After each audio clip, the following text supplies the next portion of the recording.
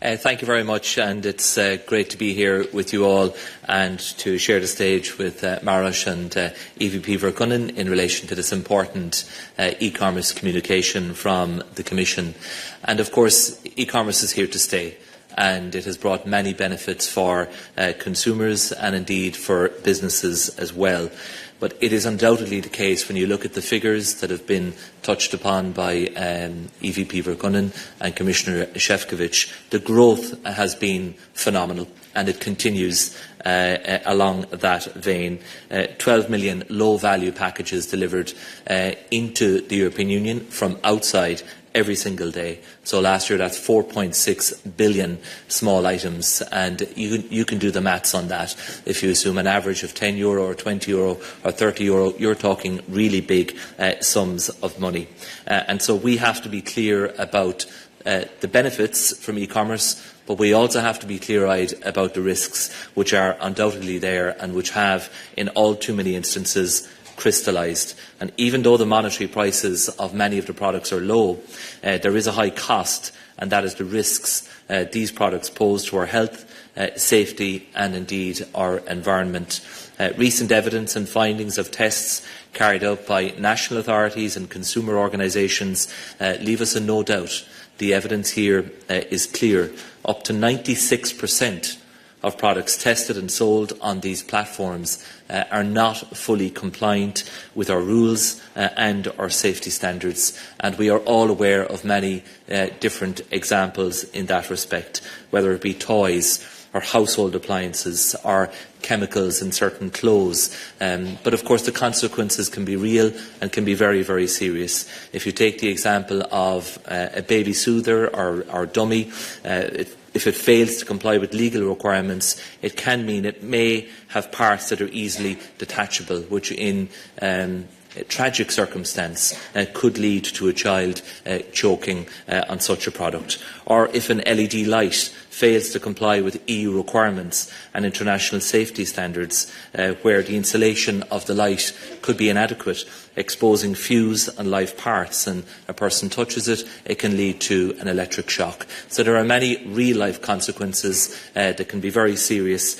where product safety standards are not being met. So we cannot turn a blind eye to the risks that all of this poses to European consumers, nor indeed to the unfair competition that it represents for European businesses. There is a real level playing field issue at play here as well.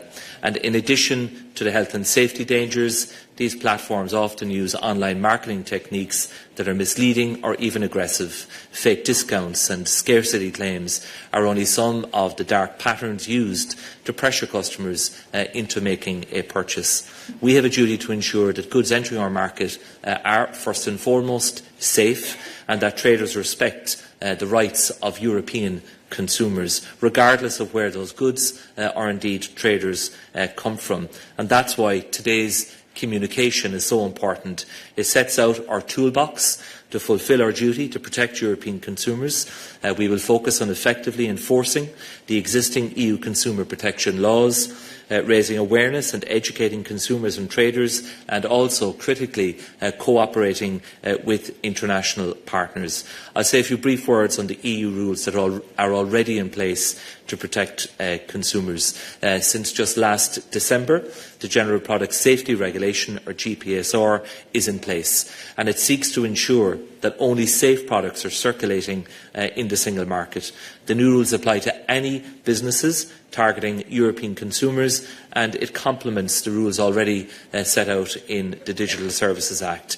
The GPSR also gives us the necessary tools to prevent unsafe products from reaching consumers, and together with national authorities we will launch a number of actions: mystery shopping, testing activities, sweeps and controls to detect and recall dangerous products from the market in a more efficient way. And we will work to make sure that the GPSR is fully enforced by Member States. But we also need to shield consumers from unfair commercial practices used on platforms. Dark patterns, addictive design, fake discounts. These constitute breaches of our consumer law that we are tackling through our consumer law enforcement system.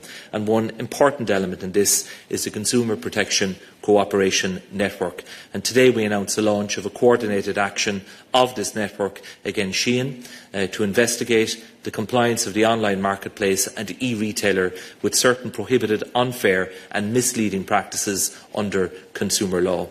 As you know, in November we launched an enforcement action against Temu regarding a number of practices breaching consumer law.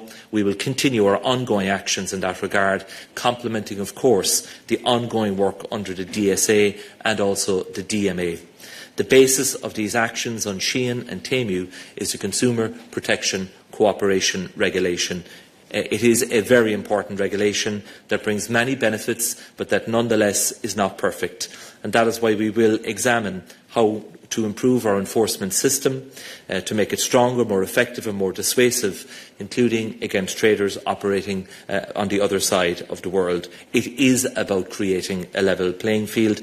Any business that wants to benefit from our market of almost 450 million consumers should play by the rules. And then, of course, we will propose also a Digital Fairness Act to specifically reinforce consumer protection in the digital sphere in a targeted manner. So there's a lot coming that we announce in today's communication, and I'm looking forward to working with colleagues on all of these different initiatives. For all these actions and other initiatives set out in the communication today, the Commission calls on the active support and participation of the European Parliament, the Member States and the national authorities, as well as of responsible industry players, consumer associations and international partners. This duty, this responsibility to safeguard our rights and to ensure our imported goods are safe falls upon all of us to achieve. Thank you.